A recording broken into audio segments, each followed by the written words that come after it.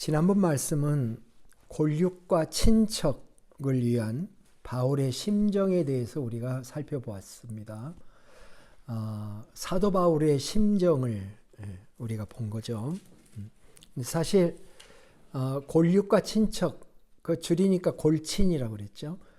골친을 위해서 염려하는 것은 사실 자연스러운 겁니다. 특별한 것은 아니죠.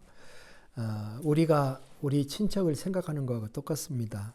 다만 정도의 차이는 좀 있는 것 같습니다. 사도 바울은 내가 하나님의 사랑에서 끊어질지라도 원한다. 굉장히 센 얘기죠.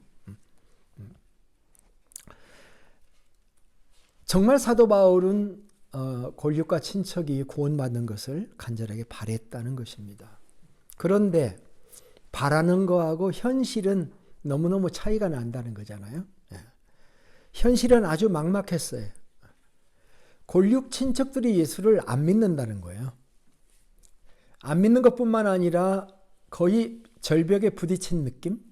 거의 불가능에 가깝다고 느껴지는, 그래서 고통스러워하고 울고 울다가 발견한 것이 하나님의 말씀이에요. 하나님의 약속을 발견합니다. 정반대 환경이지만 지금은, 그럼에도 불구하고 하나님의 약속은 여전히 살아있구나 하는 것을 그가 깨닫게 된 거죠. 그러면서 하나님의 약속은 패하여진 적이 없구나라고 하는 것을 깨닫습니다. 그리고 이 모든 그 섭리 속에서 그는 주권자이신 하나님, 하나님의 주권을 생각하게 됩니다. 하나님의 주권. 이 주권이라고 하는 것은 영어로 lordship이라는 단어나 sovereign power, 그런 단어입니다. 권리. 이 주권이라고 하는 말은 주인의 권리란 뜻이죠. 어떻게 보면 대통령에게 대통령의 주권이 있습니다. 그러나 백성에게도 백성의 주권이 있습니다. 모두 다 자기가 하고 싶은 것을 어느 정도는 할 수 있는 주권을 우리는 가지고 삽니다. 그걸 박탈당하면 우리가 못 견디죠, 그죠? 집안에서도 한 사람이 한 사람을 완전히 휘둘리려고 하면 거북스러운 것입니다. 각자의 주권이 있는 것이 아니겠습니까? 하나님은 인간들에게도 나름대로의 주권을 주셨습니다. 자율권도 주셨습니다. 그런데 그렇다면 그런 하나님은 주권이 없으시겠느냐라고 하는 것입니다. 인간을 다스리시고 세계를 경영하실 주권이 하나님에게 없겠느냐라고 하는 것입니다.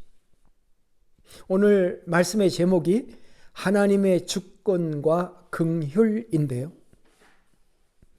그 속에 풍기는 이미지가 느껴지십니까?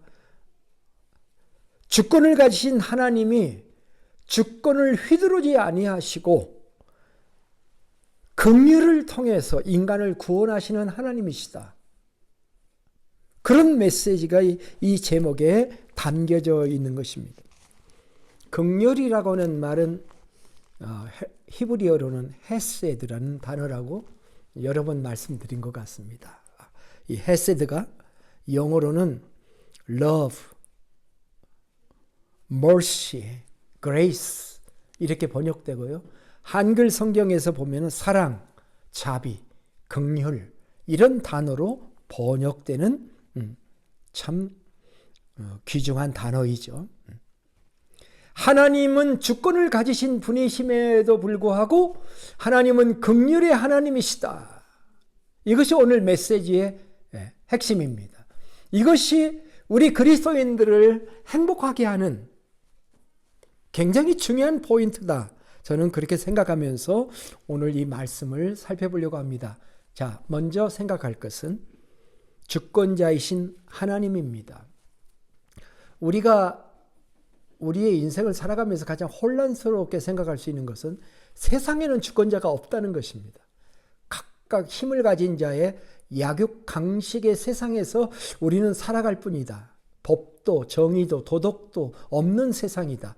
그러니까 어떻게든 그 힘을 써서 내가 살아남는 게 이 세상에 가장 지혜로운 것이다 라고 생각할 때 머리가 굉장히 복잡합니다. 그렇잖아요.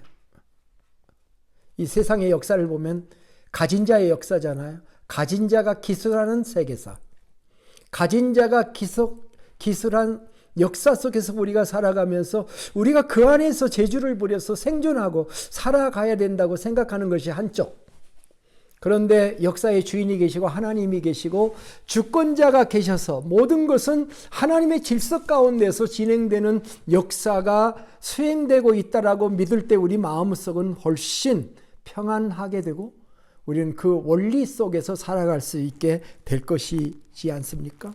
하나님은 자기의 뜻대로 모든 것을 행할 수 있는 주권자이신 하나님입니다. 사도 바울은 하나님이 주권자이시다라고 하는 것을 어디서 증명해내냐면 구약 성경에서 증명해내고 싶어 합니다. 그래서 오늘 본문에 보면은 하나님이 아브라함을 선택하신 게 하나님의 주권이었다. 이 얘기를 하는 것입니다. 하나님이 왜 아브라함을 선택했을까요? 하나님이 왜 나를 선택했을까라고 하는 것과 똑같은 질문이에요. 하나님이 왜 아브라함을 선택하셨을까요? 훌륭해서? 아니면 잘생겨서? 하나님이 나를 선택하신 이유가 뭘까요? 보니까 능력 있는 지도자가 될 가능성이 있어서? 유감스럽게도 성경을 읽어보면 대답은 no입니다. 아니에요. 제가 고린도전서, 이제 다음 우리 성경 공부가 고린도전서잖아요. 고린도전서 1장 26절에 이런 말씀이 나와요. 형제들아, 너희를 부르심을 보라. 육체를 따라 지혜 있는 자가 많지 아니하며 능한 자가 많지 아니하며 문벌 좋은 자가 많지 아니하도다. 사도 바울이 고린도 교회에 편지를 보내면서 너희들 한번 스스로를 봐라. 지혜 있는 자, 학문 있는 자, 문벌 있는 자가 많지 않다. 신명기 26장 5절에 모세가 아브라함을 말하면서 이렇게 얘기를 합니다. 세 번역으로 읽어보면 내 조상은 떠돌아다니면서 사는 아람 사람으로서 몇 안 되는 사람을 거느리고 이집트로 내려가서 거기에서 몸 붙여 살면서 거기에서 번성하여 크고 강대한 민족이 되었는데 라고 기억하고 있습니다. 영어 성경에 보니까 어떤 번역에는 한글 성경에는 떠돌아다니며 사는 아람 사람이라고 했잖아요. 유목민 같은. 근데 킹제임스 버전에 보니까 시리안. 우리가 중동 시리아 보잖아요. 옛날 그쪽이 좀 강했던 때가 있습니다. 하나의 시리안이었고 또 NIV는 뭐라고 하냐, wandering Aramean. 그런 아람 사람, wandering, 방황하는 아람 사람 이렇게 표현했다 그 말인 것입니다.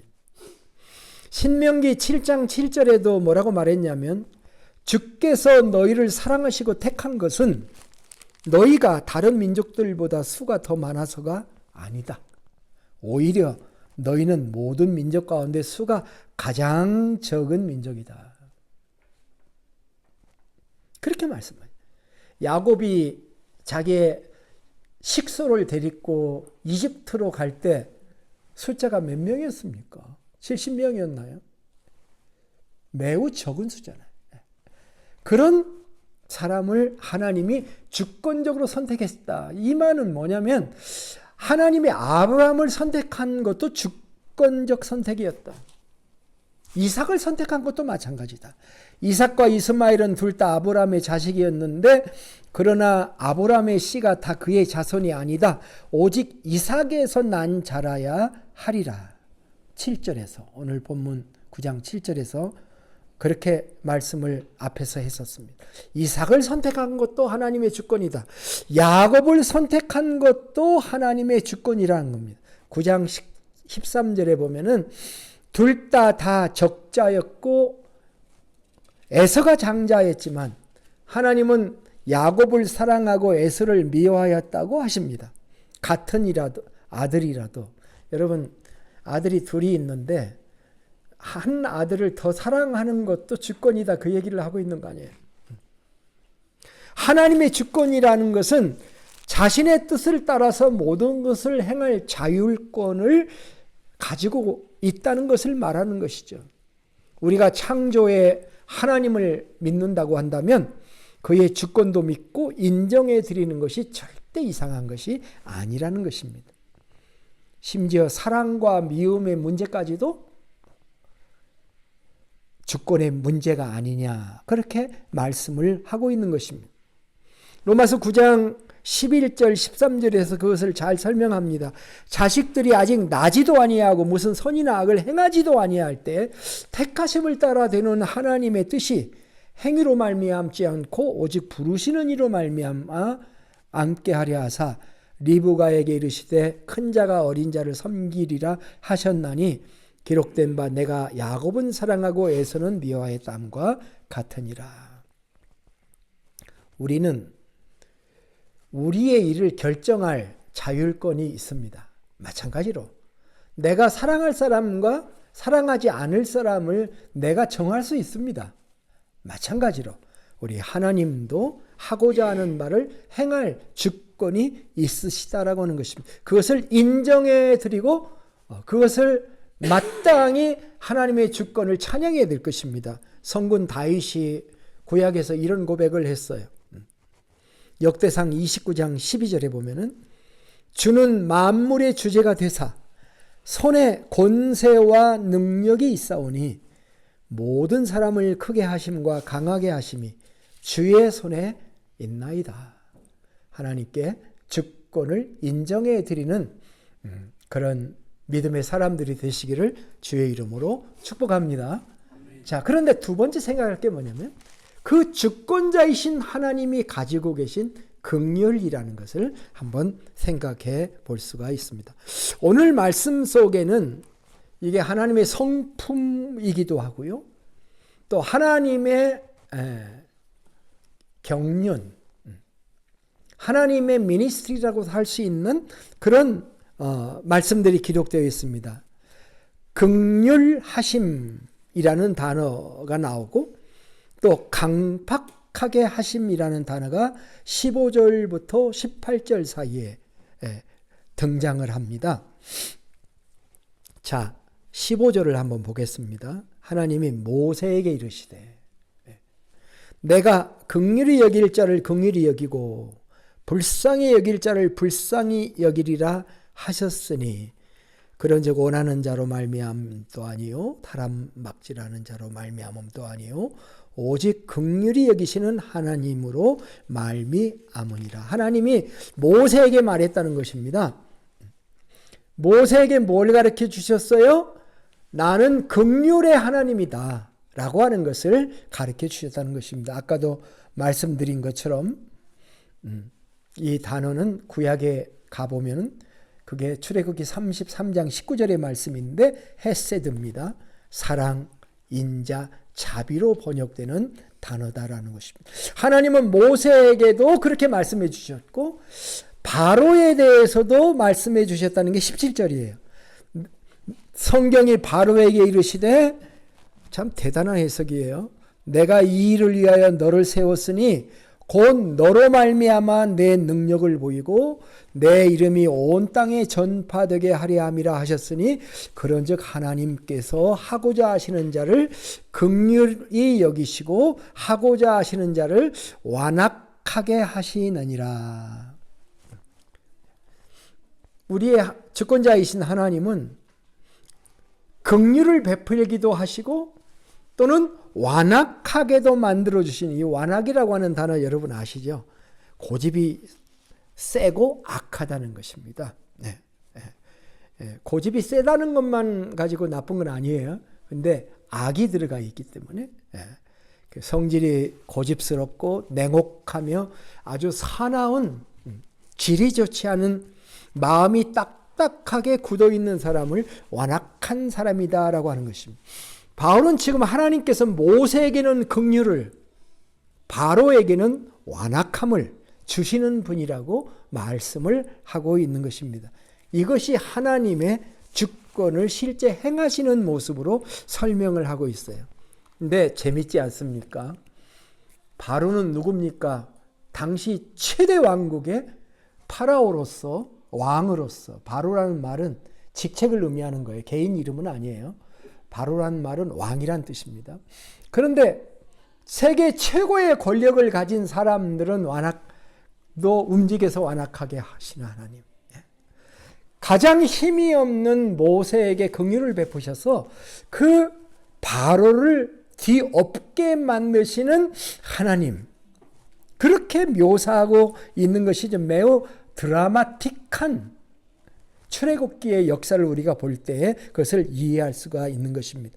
힘없는 자들에게 긍휼을 베푸시고 강한 자들에게 완악하게 하는 마음을 주셔서 스스로 무너지게 만드는 하나님의 경륜, 하나님의 경영을 우리는 성경에서 읽을 수 있는 것입니다. 그러니까 사도 바울 로마서 읽어보면 이제 뭐가 나오냐면 질문들을 바울이 자주 씁니다. 자기가 전개하는 그 말들의 반론이 항상 나올 수 있잖아요. 그러니까 그 반론을 사도 바울 스스로 불러다가 써요. 그래가지고 그 반론을 또 스스로 답합니다. 자문자답식으로. 그리고 로마서에는 정말 많은 퀘스천들, 질문들, 반대 변론들을 허용하고 있는 책이 로마서입니다. 그래서 이럴 때 이런 반론이 나올 수 있다. 그래? 하나님이 모두 다 주권으로 다 행하면 하나님은 우리한테 책임을 물으실 수 없겠네? 그런 질문이 나온다는 거예요. 나올 수 있죠. 이론상으로. 그래서 그게 19절이에요. 혹 내가 말하기를 그러면 하나님이 어찌하여 허물하시느냐, 누가 그 뜻을 대적하느냐 한다는 겁니다. 하나님이 주권대로 한다면 책임도 하나님이 다 지셔야 되는 게 아니냐 하는 그런 질문인 것입니다. 우리는 이 질문을 잘 생각해 봐야 됩니다. 이 질문은 옳은 질문일까라고 하는 것입니다. 하나님이 다 정하셔서 자기 마음대로 행하시고 그 다음에 책임을 우리한테 물을 수 있는 거야? 어떻게 보면 정당한 질문입니다. 그런데 우리가 믿는 하나님은 어떠한 하나님이십니까? 하나님의 주권을 가지고 계신, 그렇게 하실 수 있는 하나님이신데도 불구하고 하나님은 그 주권을 유보하시는 하나님이시고 인간의 주권도 인정하시는 하나님이잖아요. 예. 하나님이 이제 아담과 하와 이야기가 또 여기서 나오겠지만 곁길로 자꾸 들어가니까 그 질문을 했을 때에 우리가 믿는 하나님이 인간의 주권을 무시하시는 하나님이냐 하고 물어봐야 됩니다. 하나님이 그렇게 작정하실 때는 인간은 아무것도 안 하고 있는데 그렇게 작정하신 것일까? 하나님은 우리를 창조하시면서도 인간에게 선택권, 자율권을 주신 하나님이십니다. 그죠? 선악과를 따 먹을 수 있는 자유, 안 따 먹을 수 있는 자유도 함께 주시는 하나님이십니다. 이것이 우리에게 말하는 것이 무엇입니까? 그분은 절대로 주권을 마음대로 휘두르시는 하나님이 아니시라는 것입니다. 인간의 운명을 인간이 하나님의 뜻대로 마음대로 정하시는 것이 아니라 인간이 순종과 불순종을 스스로 선택하게 하시며 그런 상황이 벌어질 때 하나님은 자기의 주권으로 그 문제를 해결해 가시는 하나님의 주권을 우리에게 말하고 있는 것입니다. 이것이 인류를 경험하는 하나님의 방법이고, 하나님은 절대로 인간의 자율권과 선택권을 안 주시는 하나님을 주신 다음에, 그 다음에 인간이 행하는 것에 따라서 하나님은 자신의 주권을 그 다음에 행사하시는, 무슨 말인지 이해가 되셨으면 좋겠습니다. 먼저 우리에게 자율권을 주시고 그 다음에 하나님이 자기의 주권을 행사하시는 하나님이시다라고 하는 것을 우리는 성경에서 보고 있는 것이죠. 그래서 사도 바울은 20절에 이렇게 얘기를 합니다. 이 사람아, 내가 누구기에 감히 하나님께 반문하느냐? 지음을 받은 물건이 어찌 지은 자에게 나를 이같이 만들었느냐 말하겠느냐. 이 말은요, 하나님을 인간화하지 말라는 것입니다. 우리는 하나님을 내 식으로 인간화해서 생각하는 경향이 있습니다. 당시의 시대는 그리스 로마 시대였습니다. 그리스 로마의 신들은 인간과 다름이 없어요. 결혼도 하고 싸우기도 하고 온갖 세상사가 그리스 로마 신화를 여러분 한번 읽어보세요. 거긴 너무너무 지저분해요. 세상과 다름이 없어요. 그런 관점으로 하나님을 너희들이 판단해서는 안 된다라는 말씀을 하고 있는 것입니다. 그러면서 여기서 유명한 토기장이의 비유를 말씀하고 있는 거예요. 21절부터 보세요.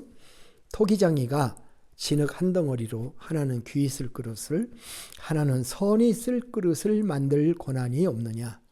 만일 하나님이 그의 진노를 보이시고 그의 능력을 알게 하고자 하사 멸하기로 준비된 진노의 그릇을 오래 참으심으로 관용하시고 또한 영광받기로 예비하신 바 긍휼의 그릇에 대하여 그 영광의 풍성함을 알게 하고자 하셨을지라도 무슨 말을 하리요. 이 그릇은 우리니 곧 유대인 중에서뿐 아니라 이방인 중에서도 부르신 자니라. 이 토기장의 비유는 에레미야 18장에 가면 굉장히 디테일하게 조금 더 나와 있어요. 나중에 관심 있으면 찾아보세요. 토기장이가 누굽니까?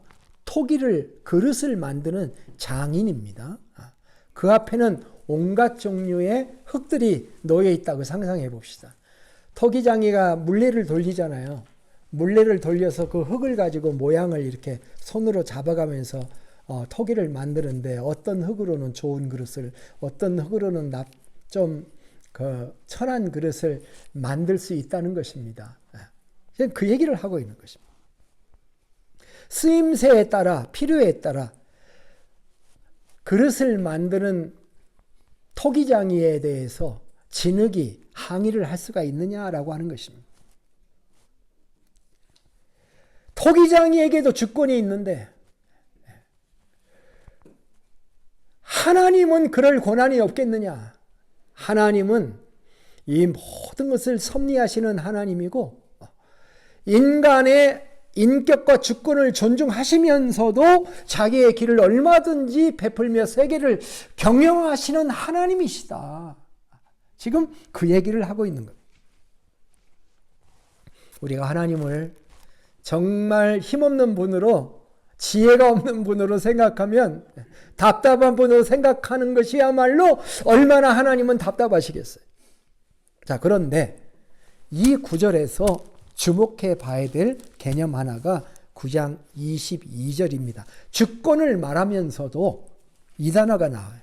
9장 22절에 오래 참으심으로 관용하시고 라고. 자, 하나님이 진노의 그릇을 만들든 긍휼의 그릇을 만들든 하나님은 그릇을 만드시는 분이신데, 그래서 혼자 결정해가지고 운명을 바꾸시는 그런 하나님이시라는 컨셉을 가질 수가 있는데 그게 아니에요. 그게 아닙니다. 오래 참으심으로 관용하시고, 예? 어떤 것을 오래 참는다는 거예요? 어떤 그릇을 오래 참아요? 진노의 그릇을 오래 참으심으로 관용하시고잖아요. 그죠? 진노의 그릇일지라도 하나님이 오래 참으시는 관용. 자, 맞습니까?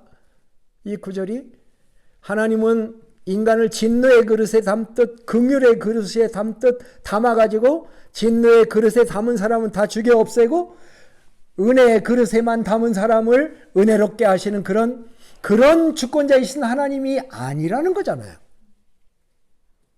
진노의 그릇에 담겨 있을지라도 오래 참으시고 관용하신다. 네. 그런데 그 반대도 재미있어요. 23절에 또한 영광 받기로 예비하신 긍휼의 그릇에 대하여 그 영광의 풍성함을 알게 하고자 하셨을지라도 무슨 말을 하리요. 이건 또 무슨 말인가? 영광의 그릇에 담겨 있어요. 긍휼의 그릇에 담겨 있는데 사람들이 그것을 긍휼로 알아먹지를 못해. 그 긍휼의 그릇 안에 담겨 있다는 것이 얼마나 영광스러운 일인데, 얼마나 은혜인데, 그 은혜를 알지 못하는 사람들에게도 그 은혜를 깨닫게 하시는 하나님이시다. 와, 여러분, 주권자이신 하나님의 긍휼 더 알고 싶고 사랑하고 싶고 감사하고 싶고, 이거는 보통 세상의 주권자가 아닌 정말 우리의 하나님만 하실 수 있는 하나님의 은혜인 줄로 믿습니다. 사도 바울은 25절부터 29절 사이에 말씀을 마치면서 이게 자기 주장이 아니라고 얘기를 합니다. 다시 한번. 그는 두 명의 선지자를 호명해요. 첫째 선지자는 호세아입니다. 25절, 26절에서 두 개의 호세아 구절들을 인용합니다. 먼저 25절에서 인용한 건 호세아 2장 23절인데요. 나는 내 백성이 아닌 사람을 내 백성이라고 하겠다. 내가 사랑하지 않던 백성을 사랑하는 백성이라 하겠다는 구절을 인용합니다. 거기에 등장하는 내 백성이 아닌 사람, 사랑하지 않던 백성이라는 표현이 뭐냐? 그것을 이제 호세아서의 본문으로 가서 그 전후를 살펴보면, 오늘 아침에도 강조했어요. 우리가 성경 읽을 때 항상 한 구절만 가지고 오지 말고 그 한 구절을 이해하려면 전후 문맥을 읽어야 된다. 그런 말씀을 했는데, 내 백성이 아닌 자를 내 백성이라고 하고가 도대체 무엇 얘기를 하고 있는 거냐? 호세아는 북왕국 선지자입니까? 남왕국 선지자입니까? 아니면 남북 왔다 갔다 했던 선지자입니까? 앞에서 우리 공부했거든요. 호세아는 어떤 선지자예요?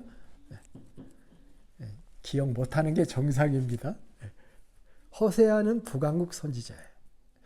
북왕국 선지자는 북왕국 이스라엘 백성, 원래 이스라엘은 그 북왕국의 이름이었거든요. 근데 북왕국이 하나님을 거절하고 10지파가 북왕국으로 갔는데 망했잖아요. 아수르에 망해서 존재 자체가 없어지고 그 아수르의 사람들을 사마리아에 갖다 옮겨놔가지고 혼혈이 되고 그래가지고 북왕국이 망가졌잖아요. 호세아는 북왕국에 대한 관심도 굉장히 많은 북왕국 선지자였습니다. 그러니까 한동안 이 북왕국 사람들은 내 백성이 아니라고. 예수님 당시의 사람들도 예루살렘과 유대가 1급지고 저 북왕국은 2급지고 사마리아는 3급지고 이렇게 그 지역 차별을 했잖아요. 근데 호세아가 얘기하는 것은 바로 그겁니다. 내 백성이 아닌 사람, 사랑하지 않던 백성조차도 아버지가 품으시려고 하는, 내 백성이 아닌 사람을 내 백성이라고 하겠다, 사랑하지 않던 백성을 내 백성이라고 하겠다라고 하는 이방인까지도 포괄하고 있는 그런 용어인 것이죠.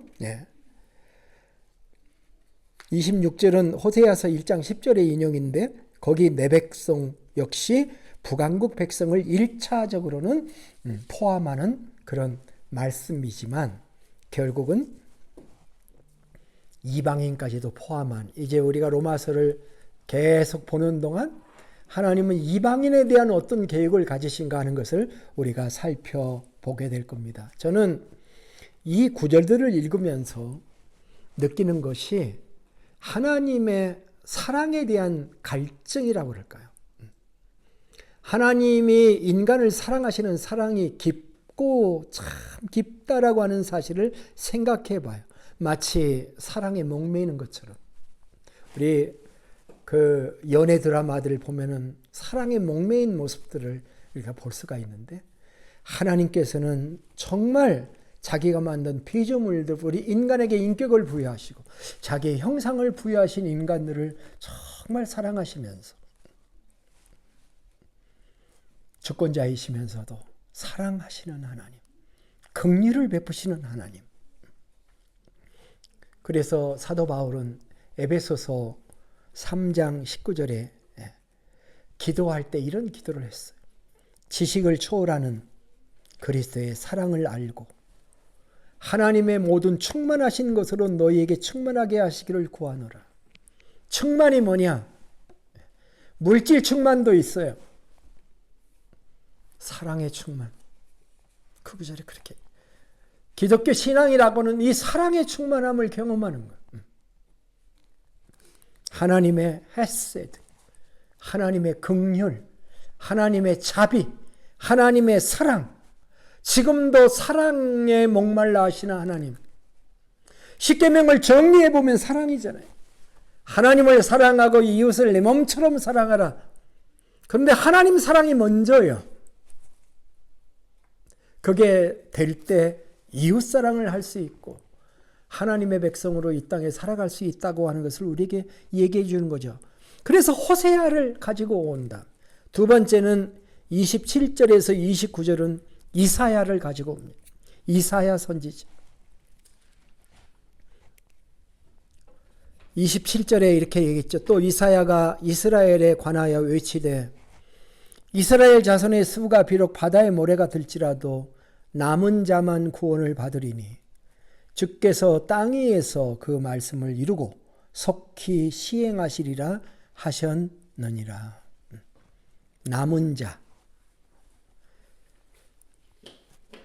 29절은 이사야 1장 9절의 인용이에요. 27, 8절은 이사야 10장 22절의 인용인데 29절을 읽어보면 또한 이사야가 미리 말한 바 만군의 주께서 우리에게 씨를 남겨두지 아니하셨더라면 씨드죠. 씨, 생존자. 우리가 소돔과 같이 되고 고모라와 같았으리라로다 함과 같으니라. 우리가 구약을 공부해 왔잖아요. 이스라엘이 북왕국 남왕국 차례대로 다 망하고 바벨론의 포로로 잡혀갔잖아요. 그런데도 하나님이 씨를 남겨두셔서 고국에 돌아오게 하셨잖아요. 그들을 통해서 하나님은 또 위대한 일을 행하셨잖아요. 남은 자라고 하는 컨셉이 여기에 등장하게 되는 것입니다. 바다의 모래까지 많을지라도 이스라엘 백성들이 바다의 모래같이 많을지라도 남은 자만 구원받는다 라고 하는 이 남은 자 사상, 이게 구약의 굉장히 중요한 컨셉 중에 하나입니다. 이게 종말론에 연결돼요. 남은 자. 자, 우리가 앞에 사도 바울의 고민을 생각했었죠? 바울이 왜 고민했다고 그랬어요? 내 동족이 예수를 안 믿는다고. 이스라엘이 주님을 거절한다고. 고민하다가 말씀에서 깨달았다고 그랬습니다. 그 말씀의 일부가 지금 드러나고 있는 거죠. 남은 자. 이 남은 자는 다음에 또 등장을 하게 되니까 여기서는 여기까지 하면 됩니다. 자, 오늘 말씀을 생각해 봅시다. 네. 여러분, 제가 로마서 강의하는데 말씀을 듣느라고 고생이 많으십니다. 네. 네. 재미도 없는 말씀이죠. 드라마는 재밌는데 가끔 제가 생각합니다. 설교를 드라마처럼 재미있게 할 수 없을까? 제가 봐도 제 설교가 참 재미가 없습니다. 여러분 아주 고생하십니다. 말씀만 가지고 파니까 미안하게 생각합니다. 그러나 저는 여러분이 본문하고 박치기를 하기를 원합니다. 하나님 말씀하고 박치기를 해서 그 문제를 풀어나가면서 무릎을 치면서 하나님을 찬양하면서 그렇게 신앙생활을 했으면 참 좋겠습니다. 말씀이 날마다의 말씀이었으면 좋겠습니다. 말씀을 정리합시다. 한마디죠. 하나님은 주권자이시다. 그러나 결코 우리의 주권을 무시하시는 하나님이 아니시다. 주권자이신 하나님이 이어서 긍휼의 그릇과 진노의 그릇을 만들어서 행하실 수도 있는 하나님인데 진노의 그릇에조차도 오래 참으심과 긍휼로 기다리시는 하나님이시다. 이것은 세상에서 찾아볼 수 없는 주권자이시다. 우리의 하나님이시다. 우리가 믿고 의지하고 따르고 예배하고 평생 그 하나님의 내 생애를 바쳐도 아깝지 아니하시는 하나님이시오. 우리는 이 하나님을 믿는 것입니다. 이 하나님을 찬양하며 영광 돌리며 살기를 주님의 이름으로 축복합니다. 기도하겠습니다.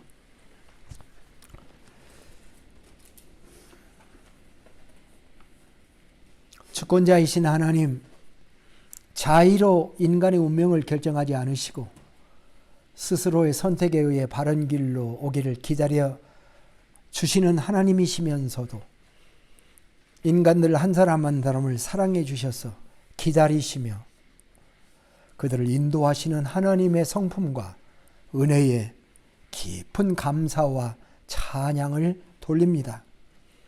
소돔과 고모라 같은 이 세상에서 남은 자로 산다고 하는 것, 때로는 힘들고 외롭고 그리고 의심이 가는 그런 세상이지만 우리는 주권자이신 하나님, 그러면서도 긍휼의 하나님을 의지하며 살아갈 수 있게 하여 주시옵소서. 이 하나님의 사랑을 마음에 품고 하나님을 사랑하며 이 세상에서 살아갈 수 있는 저희들 되도록 축복하여 주시옵소서. 존귀하신 예수님의 이름으로 기도하옵나이다. 아멘.